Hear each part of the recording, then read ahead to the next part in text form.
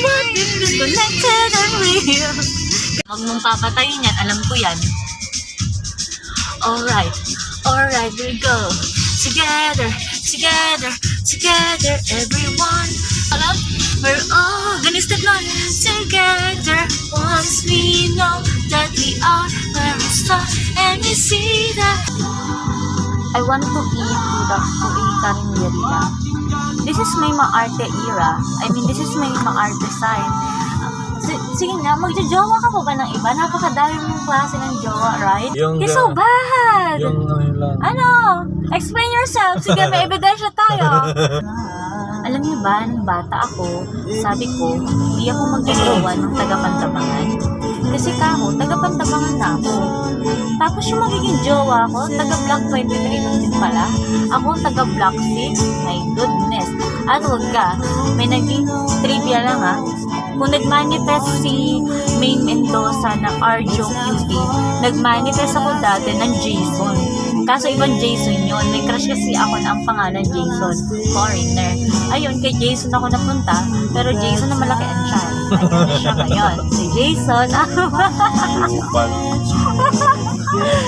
Pero kita nyo naman, Macho Gavito. Macho Gavito. Ayan.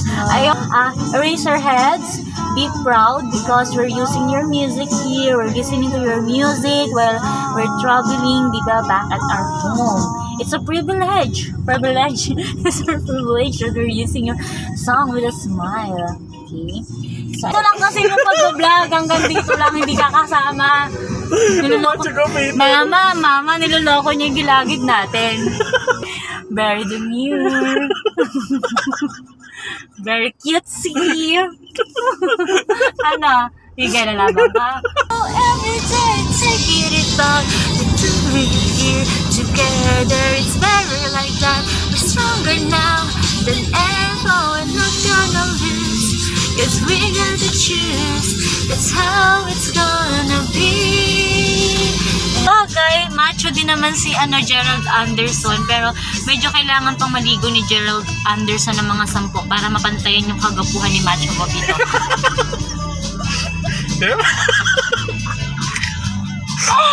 Tama! I'm just stating the fact, you know? Diba? Sino mas gwapo? Siyempre. Book ko lang sa ilong si Gerald Anderson.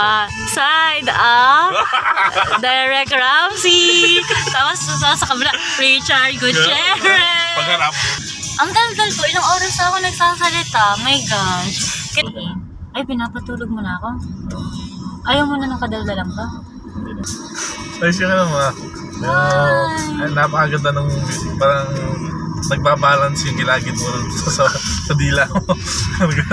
Alam nyo, bye-bye guys, kasi may mga eksena na susunod na rated SPG. Istriktong patnubay na magulang ang kailangan.